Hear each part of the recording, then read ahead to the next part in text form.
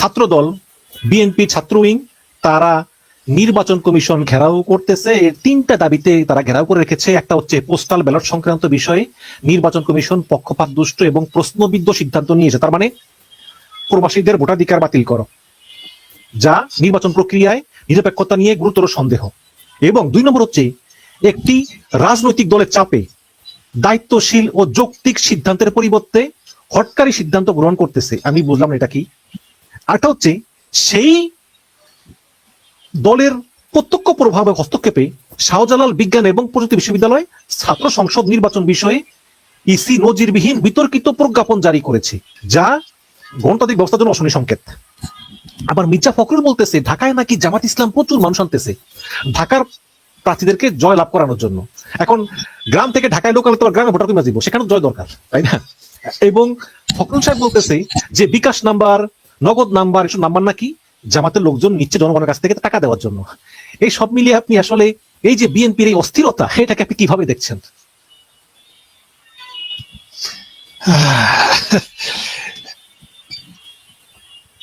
একেবারে স্ট্রেট কাট শুরু করি, প্লিজ। কথা ঘুরে ফিরে বলে লাভ নাই। আমি মনে করি পুরো ঘটনাটাকে এবার জটলা পাকায় ফেলার জন্য দায়ী ইউনূস সাহেব। কেন? আপনার নিশ্চয়ই আমার কথা শুনে মনে হচ্ছে আবার কোন জায়গায় আসলাম।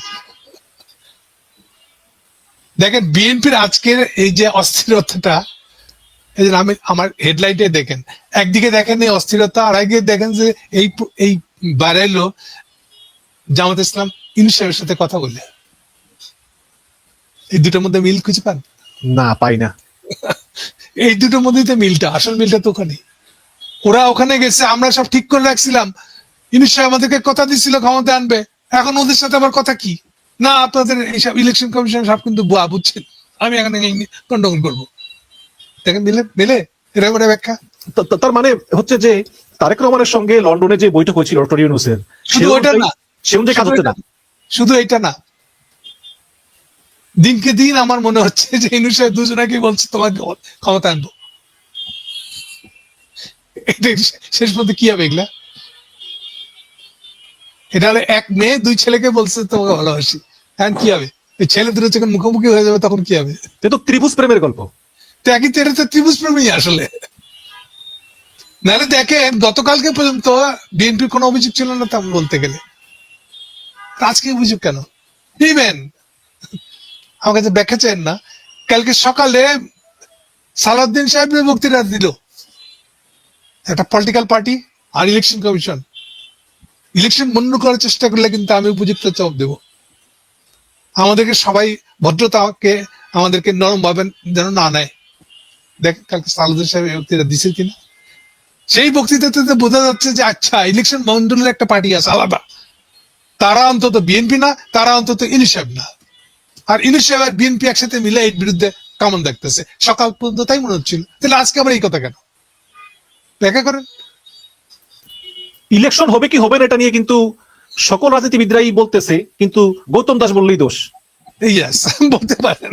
আমি কি করুন বেচারা, আমি তারপর আমার নামটা হিন্দু বলে পরে বলতেছে এই নিশ্চয়ই ইন্ডিয়ান না বলছে, এটা নিশ্চয়ই সে ভারতের রয়ের গুপ্ত এজেন্ট। উপায় নেই। কিন্তু এই যে এনিওয়ে ভুলে যাবেন না, কিন্তু আমি আপনার প্রশ্নের উত্তর দিয়েছি, কিন্তু প্রথমে কাকে দায়ী করে ওটা মনে রাখবেন। হ্যাঁ, তারপরে হ্যাঁ আপনি প্রথমে দায়ী বলেছেন ইউনূস সাহেব, তার মানে আপনি বলতেছেন যে ইউনূস আমি সাহেব, বলছি ইউনূস সাহেবের হ্যান্ডলিং, ইউনূস সাহেবের আগানোর পদ্ধতি, কাজ করার পদ্ধতি, যা চিন্তা করেই করেন না কেন, এই পদ্ধতিটাই সমস্যা গন্ডগোলটা তৈরি করেছে। এবং ইউনূস সাহেব হয়তো 2 জনকে আশা দিয়েছেন তোমাদের ক্ষমতায় আনবো। হ্যাঁ, আমার যতটুকু জানি 2 জনকে আশ্বস্ত করছে। এরকম আরো বহুজন আগে যে কত কিছু কথা বলছে, এনসিপি যে কি বলছে, ওগুলো যখন বাইরে আসবে, যদি কোনোদিন বাইরে আসে, এই জন্য একটু দেখেন কেলেঙ্কারি হবে আর কি, একটা নয়া একটা নাটক লেখা হবে যে এরকম আপনি এক একজনকে এক এক ধরনের কমিটমেন্ট দিলে শেষে কি হয় এটা দেখেন। হ্যাঁ, আগান। তারপরে পোস্টাল ব্যালট সংক্রান্ত যে বিষয়টা, দীর্ঘদিন প্রবাসীরা অনেক ভোটাধিকারের জন্য তারা এই চিন্তায় ছিল। এবং আপনি জানেন জনাব গৌতম দাস, মধ্যপ্রাচ্যে এক কারখানায় 2000 শ্রমিক কাজ করে, তারা একই ঠিকানায় দেয়, পোস্টাল ব্যালট সেখানে যায়, তারপর তারা নেওয়ার পরে কিন্তু ওই যে বার করে স্ক্যান করে তারপরে মোবাইলের ভিতর করতে হয়। তাহলে এখানে কিন্তু ওই জাল ভোট দেওয়ার সুযোগ সীমিত। কিন্তু আপনার কেন মনে হয় যে তারপরেও বিএনপি সরাসরি প্রবাসীদের ভোটাধিকারের বিরুদ্ধে দাঁড়িয়েছে। পোস্টাল ব্যালট তো প্রবাসীদের ভোটই, তাই না? এখানে নাকি পক্ষপাত দুষ্ট প্রশ্নবিদ্ধ সিদ্ধান্ত। তো হঠাৎ করে এই প্রবাসীদের ভোটের বিরুদ্ধে দাঁড়ালো কেন? তাদের এখানে তাদের আসলে মানে তাদের চিন্তা ভাবনাটা কি? আবার সে একই কথাই বলতে হবে। আমি মনে করি গতকালকে কোন পর্যন্ত বিএনপি যে এই মেসেজটা পেয়েছিল তা হলো যে সব ঠিক আছে, আমরা আর ইউনুস সাহেব ঠিক থাকলে সব ঠিক। আজকে সকাল থেকে যখন যে অ্যাপয়েন্টমেন্টটা তৈরি হয়েছে, জামাত ইসলামের সাথে সন্ধ্যাবেলা দেখা হবে, তার সাথে রিলেটেড বলে আমি মনে করি। যখন এই জিনিসটা বাইরে আসছে তখন বিএনপি সন্দেহ করা শুরু করছে এই লোকটা করে কি। এটা আমাদেরকে কালকে এই কথা বলছে, আজকে আবার এটা বলতেছে, মানে কি? তো এই যে সন্দেহটা তৈরি হয়েছে, সেই জন্য এই এক গাদা, এই দেখেন গতকালকেও তো মির্জা ফখরুল সিনেই ছিল না, দৃশ্যপটে ছিল না। আজকে সে বলতেছে না, ইলেকশন কমিশন কন্টিনিউয়াসলি বৈষম্য করতেছে। একদিনই হয়ে গেল। কিন্তু যেইভাবে এক মিনিট যেইভাবে দেখে দ্বৈত নাগরিকত্ব ইয়ে নিয়ে আপনার খেলাপি নিয়ে এইটা নিয়ে যতগুলা মামলা হয়েছে, নমিনেশন বাতিল হয়েছে, সেগুলো তো একটা চলমান। এতদিন সেগুলো নিয়ে কোনো বিএনপির কথা বলল না, শেষ দিনে এসে তার চিৎকার শুরু করল। আবার বিএনপি যে খুব বেশিরভাগই যারা ঋণ খেলাপি বা দ্বৈত নাগরিকদের সবাই বিএনপি ঋণ, 1% বোধ হয় জামাত ইসলামের না তারা। তাহলে তাদের প্রসঙ্গে বিএনপি বক্তব্য কি? নাই। তারা ভাবছিল যে এটা স্যারে ঠিক করে দিবে নাকি এরকম। এখন স্যারের কথা শোনে নাই, সেই জন্য আপনারা রেগে গেছে এরকম নাকি ওই যে দ্বৈত নাগরিকদের মনোনয়ন গুলো বাতিল হচ্ছে। এই যে আব্দুল্লাহর কুমিল্লার মুন্সিকে নিয়ে কি করলো দেখেন, একবার বলে হ্যাঁ, একবার বলে না। আর ওটা ইতিতে কি হাইকোর্ট, আপিল কোর্ট, চেম্বার জজ, এক একদিন এক এক সিদ্ধান্ত আসতেছে। কিন্তু বিএনপির এই যে দ্বৈত নাগরিক গুলা, যাদের এক পা বাংলাদেশে আরেক পা ইংল্যান্ডে বা অন্য দেশে, এবং আমি দেখতেছি যে প্রচুর ঋণ খেলাপি, এদের হাজার হাজার কোটি টাকা ঋণ, এরা এমপি হলে দেশের কি উপকার হবে? এটা তো আমার বোধগম্য না দাদা। প্রশ্নটা ওই জায়গার না, ওটা আপনি একেবারে যেটা সর্বনিম্নে সেই জায়গায় দেখতেছেন, নিচের দিকে তাকায় দেখছেন, উপরটা দেখতেছেন না। আপনি কি মনে করেন এই ইউনূস সরকারের যার মোর দেন 50% লোক হলো দ্বৈত নাগরিক, কেউ 4 দেশের নাগরিক, তারা কোনো ইন্টারেস্ট নিবে যেন দ্বৈত নাগরিকত্বরা এমপি না হতে পারে? জাস্ট কথার উত্তর দেন আপনি। তাহলে তাদের কাছে কি করে আশা করেন যে তারা এই জিনিসটাকে সিরিয়াসলি নেবে? এবং কখনো দ্বৈত নাগরিকত্ব নিয়ে কি হবে এইটা নিয়ে কখনো কোনো আলোচনা, এই যে এত কিছু ঐক্যবদ্ধ কমিশন কত কিছু হয়েছে না, কখন এটা নিয়ে আলাপ হয়েছে? কেন আলাপ হয় নাই? কারণ ঐক্যমত্য কমিশনের নায়ক যেন উনি তো দ্বৈত নাগরিক। কে কার দ্বৈত নাগরিক দেখ। তো শস্যের ভিতরে যদি ভূত থাকে তাহলে কেমন হবে? জি। তো ফলে সবকিছু গেলে ডালা এই শেষ বেলায় এসে পড়ে গেছে এমন ফান্দে পড়ছে যে আজকেই রায়টা দিতে হবে। আজ লাস্ট ডেট, রায় দিয়ে আলাইছে, এখন তো তারা লাঠি ফরকাই দিয়েছে বিএনপি ওয়ালারা।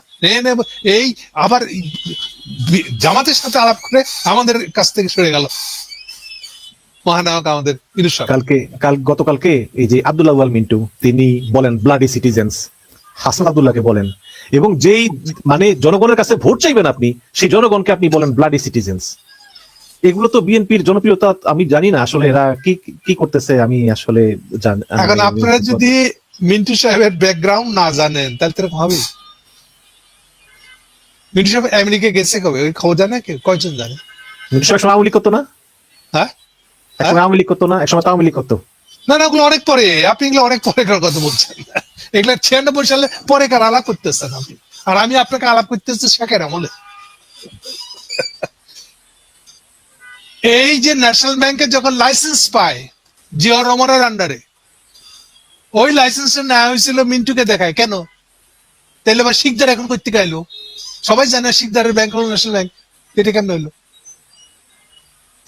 আপনি 80s এর যে কোনো ব্যাংকিং জগতের লোককে জিজ্ঞেস করেন, সবাই বলবে যে এই ব্যাংকটার লাইসেন্স নেওয়া হয়েছিল মিন্টুর নামে। এটা আমি এত থরলি জানি, আমরা কি বলবো আমি। কারণ আরেক আব্দুল আওয়াল আর এই আব্দুল আওয়াল মিন্টু জয়েন্টলি আরেকটা কোম্পানি মালিক ছিল, ওই আব্দুল আওয়ালের কোম্পানি, একটা কম্পিউটার কোম্পানি ছিল যেখানে আমি চাকরি করতাম, এই জন্য আমি এত থরলি জানি। ও আচ্ছা, আপনি সাদেক এমপ্লয়ি। এবং এবং ওই যে ইয়ে টাওয়ার, অ্যাঙ্কর টাওয়ার, ইয়ের শেরাটন, ইন্টারকন্টিনেন্টাল। না শেরাটন না, ইয়েটা জাপানিজটা, আরেকটা যে হোটেল আছে 5 স্টার,